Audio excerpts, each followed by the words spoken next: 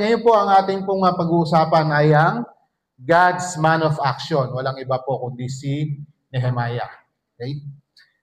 13 chapters po ang aklat ni Nehemiah. Pero siyempre, hindi naman po natin tatalakayin lahat yon dahil ang focus po natin ay sino si Nehemiah at kung ano ang ginawa ng Diyos sa kanyang buhay.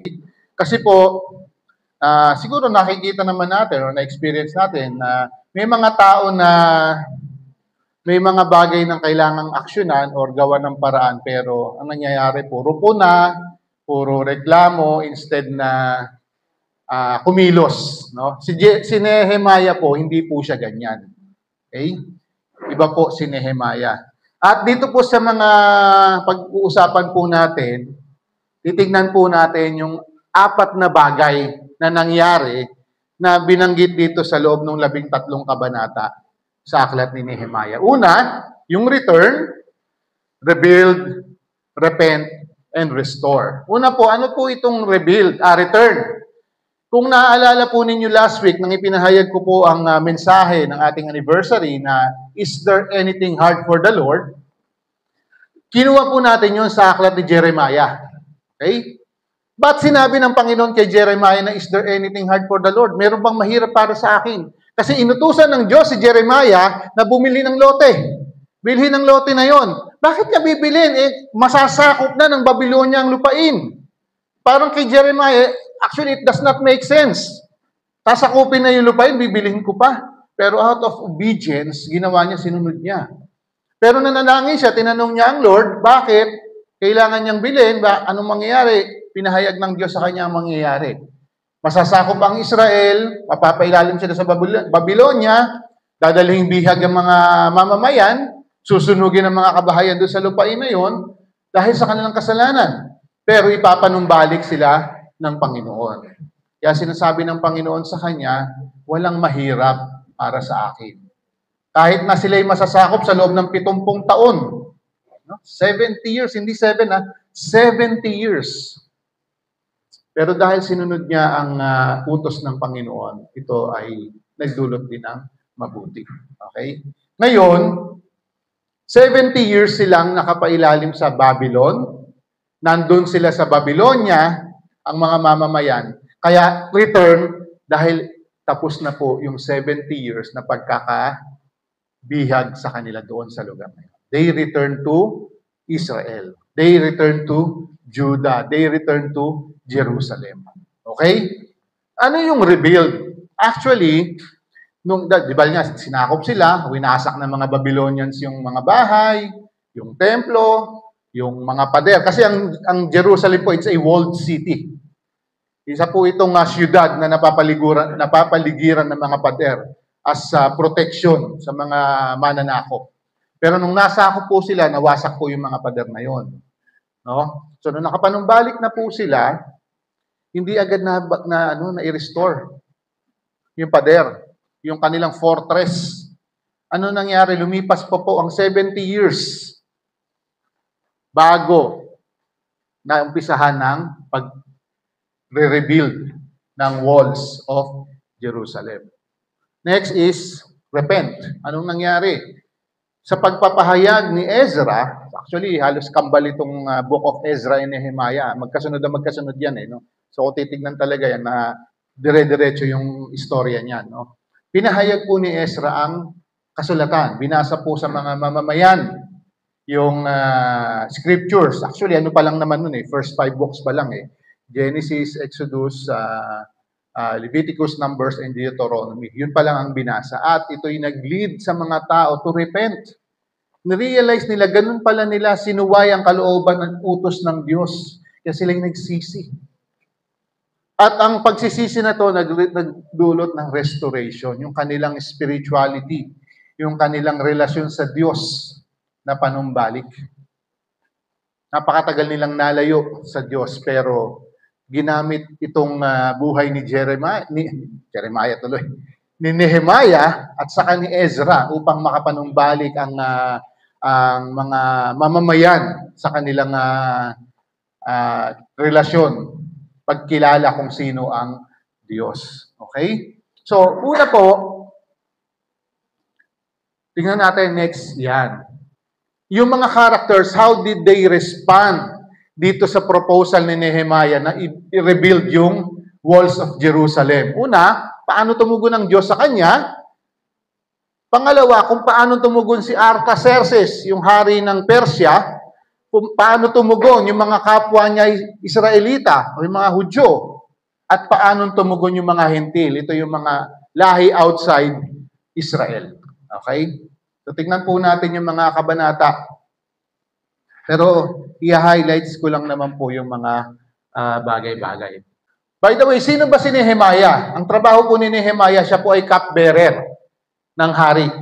Ang hari ng Persia ay si King Artaxerxes at siya po yung cupbearer. Yun yung trabaho niya. Naninirahan siya sa Susa, ang kapitolyo ng Persia, at ang trabaho niya, tagatikim ng alak.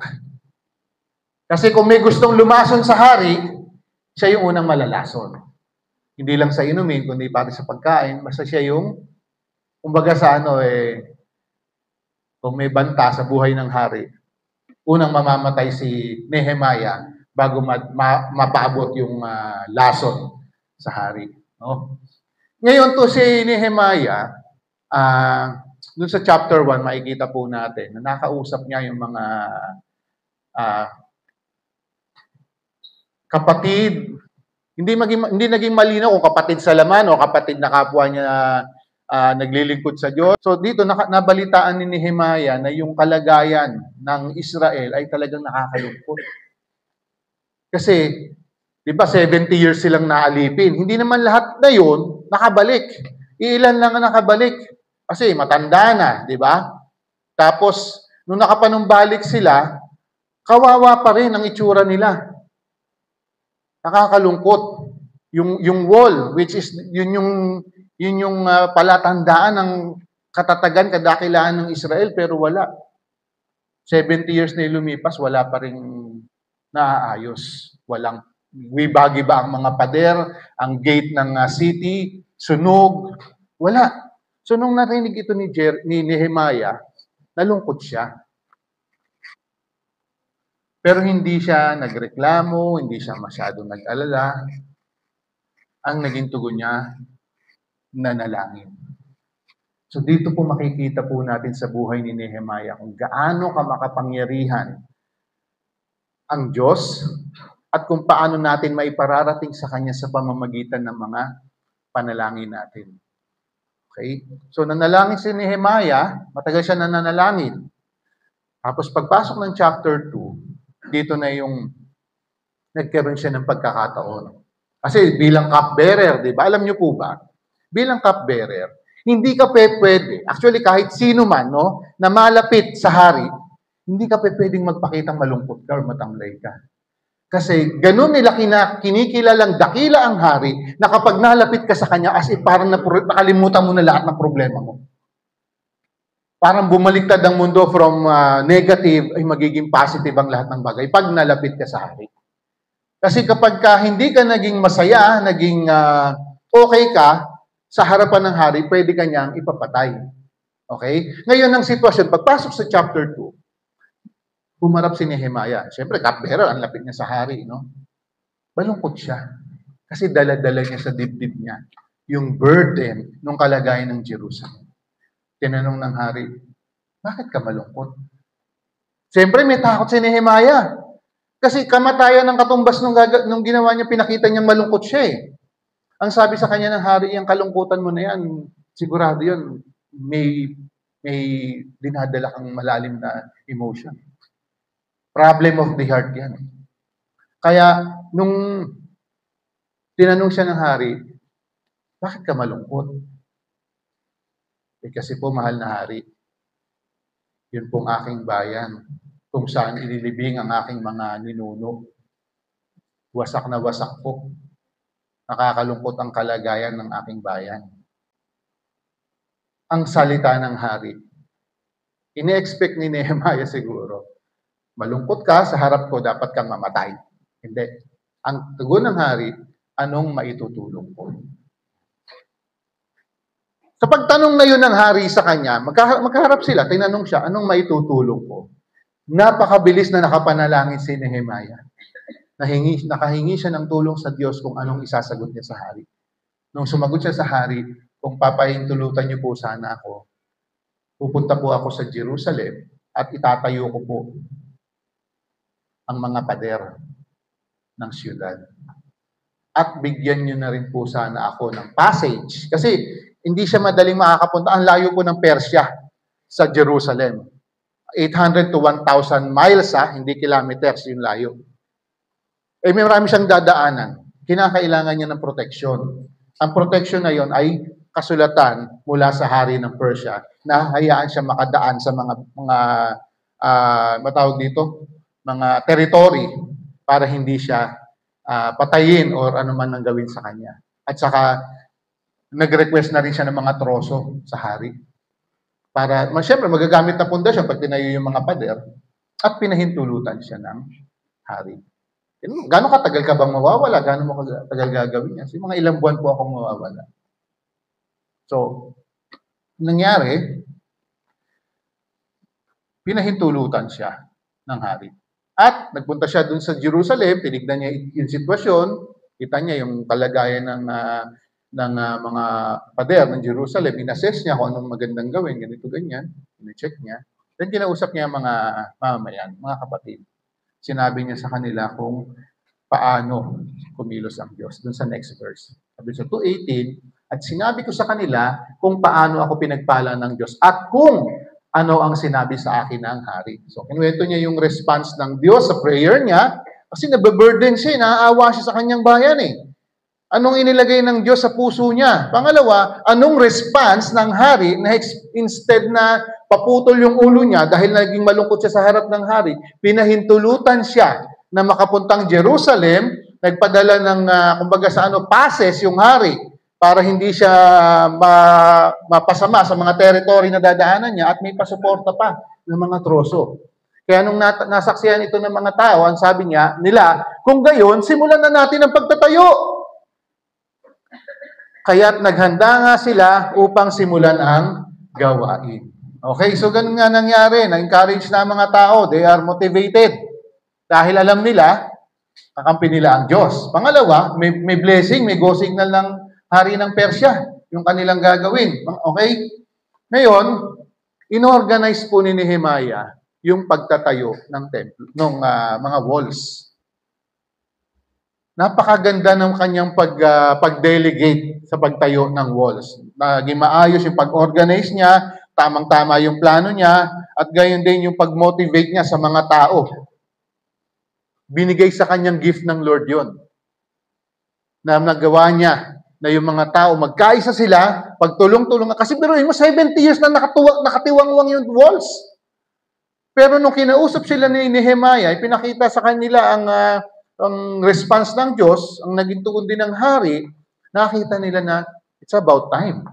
Tulong-tulong tayo, galaw tayo. Okay? At sa pangunguna ni Nehemiah, sa mga plano niya, sa pag-organize niya, at gayon din sa pag-motivate niya sa mga tao, na gumalaw tayo, kumilos tayo, gawin natin ang walls ng ating siyudad, naging posible po yun. It's always, pag natin kalilimutan, it is always by God's grace. Biyaya po ng Panginoon yun na pinagkalooban si Nehemiah ng kakayanan to motivate the people.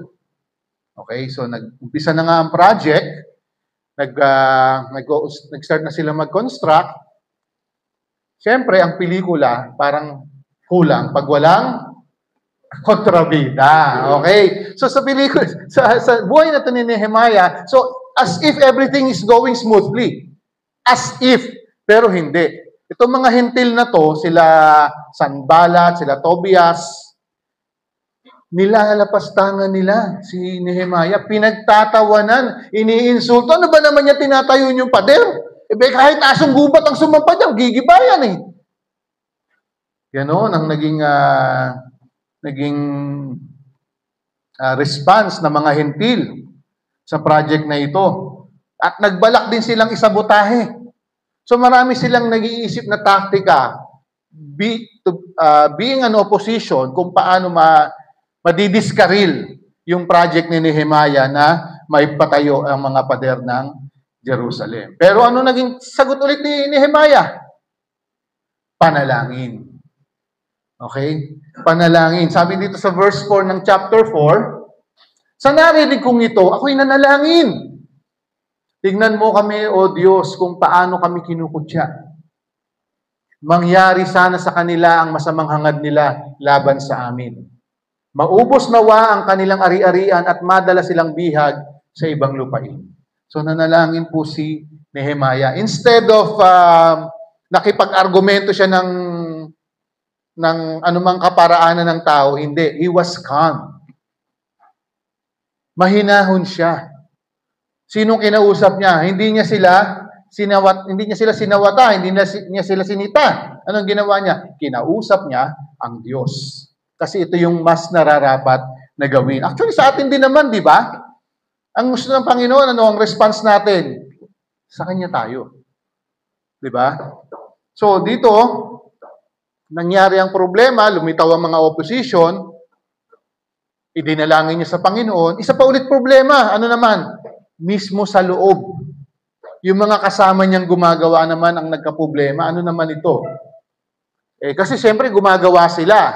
So yung mga dating hanap buhay nila, medyo na-lessen yung time na nilalaan nila sa kanilang paghahanap. May mga pamilya sila may mga pamilya silang pakakainin Kailangan nilang kumita para mabili yung mga grains na pangangailangan ng pamilya. Kaya lang ngayon, nagko-construction sila ng mga pader. So anong naging problema? Economics. Yung mga mamamayan, instead na kumikita sila ng sapat para sa kanilang pangangailangan ng pamilya, ano nangyari? Nahati, nabawasan yung oras nila para kumita kasi ang laki ng time na dinidevote nila sa pagtayo ng pader. Lumabas ang problema. Anong nangyari? Yung iba, i-turn over yung kanilang anak into slavery. Yung iba, na ibinenta yung mga ari-arian. Yung iba, nangungutang. At ang problema dito, kapwa nila Hudyo, kapwa nila Israelita na mga may kaya, nagte-take advantage. So, kawawa talaga yung mga kababayan. So, alam mo, pagkilos ng kalaban yan Kasi everything was going on smoothly. Hanggang sa nagka-problema itong mga kasama ni Nehemiah na nagtatayo ng pader ay nagkaroon ng internal problems. Anong ginawa ni Nehemiah? Nalaman niya na nagte-take advantage yung mga Israelita na mayayaman in their face. Nirebuke niya sila na mali ang ginagawa ninyo. Mali ang ginagawa yung mga kababayan natin yan Bakit nyo ginaganyan? Bibigyan nyo sila ng interest sa utang nila, ng ganito kalaking interest. Kukunin nyo yung collateral, yung kanilang ari-arian, tatanggapin ninyo yung kanilang anak para maging alipin, magtrabaho sa inyo para may bayad. Alam niyo po, naging response ng mga tao. Sinunod nila si Nehemiah. Tinigil nila yung kapag take advantage sa mga kababayan nilang mahihirap. So, yung honesty ni Nehemiah, no? Di ba ang sabi mahina ako sa memory verse Open rebuke is better than secret love. So yung pag-rebuke ni Nehemiah sa mga kanyang kababayan, nakabuti. Kasi ang naging response nila, tinigilan nila yung pagte-take advantage sa kanilang mga kababayan. Okay, so nagpapatuloy ang gawain, almost matatapos na ang pader.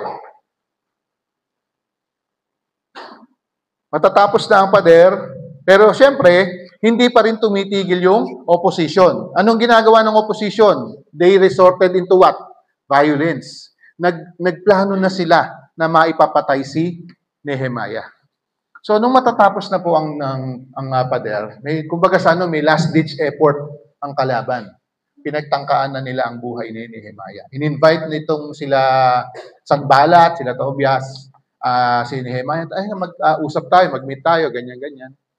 Pero ang ploy nila, papatayin nila si Nehemiah. Pero hindi siya tumugon. I'm too busy building the walls. 4 na beses silang sumulat. Hanggang sa 5 effort nila, may isa na naman nagpunta, Nehemiah, may banta sa buhay mo. Kinakailangan nating magtago sa templo. Ilak natin yung pinto, tapos magtago ka doon. Sabi ni Nehemiah, bakit ko gagawin yun? Unang-una, hindi siya pwedeng pupunta sa templo. Pangalawa, bakit siya magtatago? Ang Diyos ang kakampi niya. Di ba? So, talaga yung last effort nila walang nangyari. hindi sila nagtagumpay. Anong nangyari? After that, natapos yung mga pader ng Jerusalem. Hindi sila makapaniwala. Bakit sila hindi makapaniwala? Natapos yun in 52 days. It was a miracle na natapos yung walls of Jerusalem in 52 days. Bakit? Sino ba yung mga gagawa niya? Hindi naman skilled yung mga yan eh. Karamihan dyan, mga farmer, siguro mga tendero, mga baker, or whatsoever, pero hindi yan yung mga skilled na to construct. Hindi yan skilled builders. And yet, they were able to finish in 52 days. Because, by the grace of God. Ngayon, nung nasaksihan ito ng mga tao, nasaksihan ng mga kaaway, na sabi doon sa chapter 6, no? Pagkaraan ng 52 days, sa paggawa, natapos ang pader noong ika-25 araw ng ika-6 na buwan. Siguro sa panahon natin, June 25. Iba yung calendar kasi nila noon. Okay? Nang maabalitaan ng aming mga kaaway sa mga bansang nakapaligid, natapos na namin ang aming trabaho, napahiya sila at napag-isip-isip nilang ito'y nagawa namin dahil sa tulong ng aming Diyos. It's a testimony of God's power, of God's faithfulness, God's mercy and grace, na wala silang kakayanan. All they have is God working on their side. So, nung natapos po ang walls ng Jerusalem, nagpatuloy po. Dito naman, actually, una physical, di ba? Walls. Then, spiritual. So, after po noon, nabasa ulit, naipahayag ulit sa kanila ang sinasabi ng banal na kasulatan. Yun nga yung Genesis to Deuteronomy. Nagkaroon sila ng realization na nakita nila yung kanilang kalagayan. How far we are living against the will of God. How far, how many sins we have committed and violated the laws of God. So, ganun yung naging realization nila. Nagkaroon ng spiritual awakening. Una, physical, motivated sila gawin yung pader. Pangalawa, pinaka-importante yung spiritual restoration ng mga kababayan ni Nehemiah. No? Ito yung, hanggang sa matapos na yun, puro spiritual restoration na yung nangyari. Na naging maayos, muli, panumbalik ang pagkilala ng mga tao sa Diyos at pagsunod sa kanyang kautusan at sa kanyang kalooban. Okay? So, ganun na lang natin tignan itong buhay ni Nehemiah. So, God is working through people to accomplish even what seems impossible. Okay? Nung sa Bible po, especially sa Old Testament times, marami naman tayong nakita na kumilos ang Diyos, ginamit ang mga ordinaryong mamamayan, ginamit ang mga taong walang kakayanan para mapagawa niya yung mga bagay na nais niya. Kahit itong mga tao na to walang kakayanan. Ganun po kamakapangyarihan ng Diyos. Ganun siya kumilos. Hindi siya tumitingin sa mga capacity mo. Hindi siya tumitingin sa credentials mo. Hindi siya tumitingin kung anong merit meron ka. Ano tinitignan niya? Nakahanda ka bang magpagamit? Kung tutuusin, si Nehemiah, pwede na siya mag-sitting pretty dun sa palasyo eh. Pwede niyang hindi pang himasukan yun eh. Pero it is a burden in his heart na ganun ang kalagayan ng kanyang bayan. Kasi kumikilos po ang Diyos sa kanya. Ang layunin ng Diyos, ma-rebuild ang walls of Jerusalem through Nehemiah.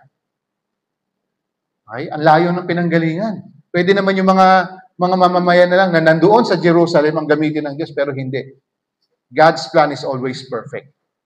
Laging maganda ang plano ng Panginoon. So, anuman ang iyong character, anumang personality meron ka, anumang training mo, anumang credentials mo, anuman ang abilidad mo, pwede kang gamitin ng Diyos. Kung ang skill ng dalawang tao, magkalayong ang skill nila, pero pwede silang gamitin ng Diyos on the same project or same purpose. Kasi hindi natin titignan dito kung ano yung kaya mong gawin. Ang titignan dito is kung ano yung kayang gawin ng Diyos sa pamamagitan mo. No? Alam natin hindi nagkakamali ang Diyos. Tama, di ba? Alam ng Diyos na maaasahan niya yung determination na meron si Nehemiah. Kung isipin natin, ba't ganun katagal pa hinintay ni Lord?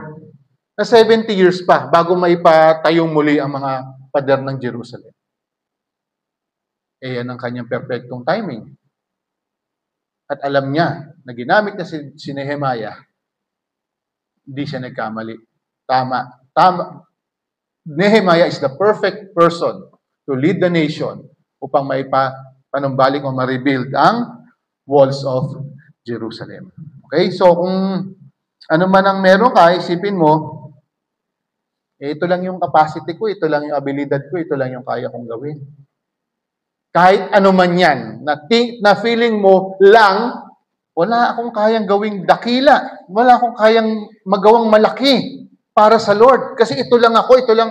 Hindi ganun po yan. Huwag natin kalilimutan, our God is big.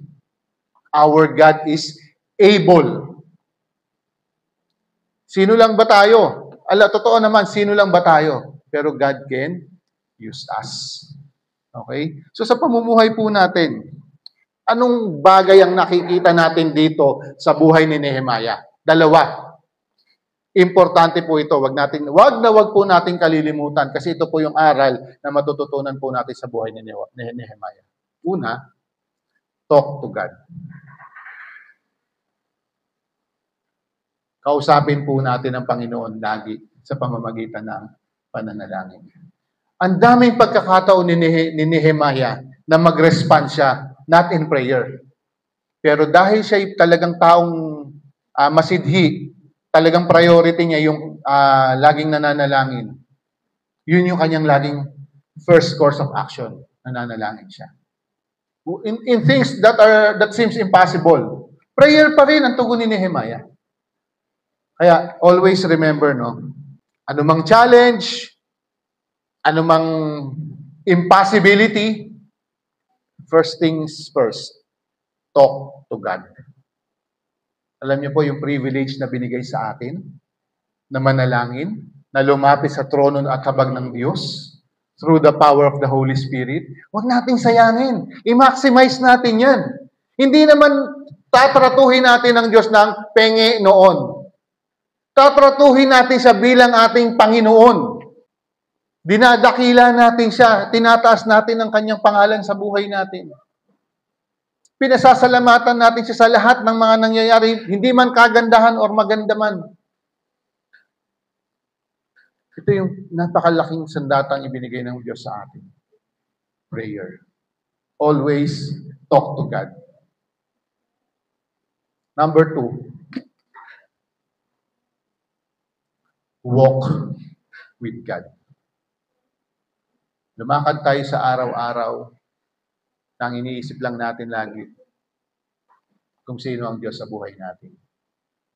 Lumalakad tayo sa araw-araw na ninanais natin masunod ang kanyang kalooban.